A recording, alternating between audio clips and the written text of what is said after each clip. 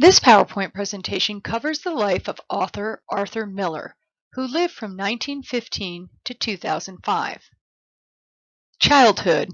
Arthur Miller was born in Harlem, New York City, to Polish-Jewish immigrant parents.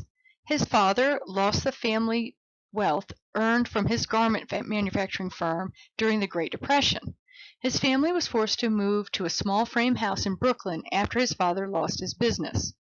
Miller, who played football and baseball and worked on cars as a young adult, used his family home in Brooklyn as a model for the Loman home in Death of a Salesman. After high school, he worked in a warehouse to earn enough money to go to college. College years. Miller studied journalism at the University of Michigan, where he began to write plays. Upon graduating with a BA in English in 1938, he moved back to New York, where he became a freelance writer. Miller's writing. Arthur Miller was a famous essayist, novelist, scriptwriter, and playwright, and had several plays performed on Broadway.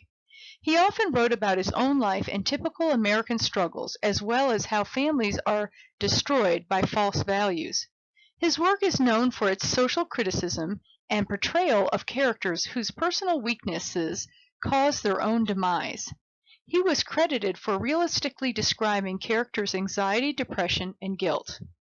Some of his most famous plays include the following: The Man Who Had All of the Luck, 1944, All of My Sons, 1947, Death of a Salesman, 1949, The Crucible, 1953, which was an allegory for the McCarthy-era mass hysteria for which Miller himself was cited for contempt of court, a ruling that was later reversed, and lastly, After the Fall, 1964.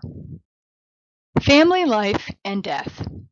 Arthur Miller was married 3 times and divorced his first wife, Mary Slattery, with whom he fathered 2 children, and his second wife, the famous actress Marilyn Monroe, with whom he divorced after a troubled 5-year marriage.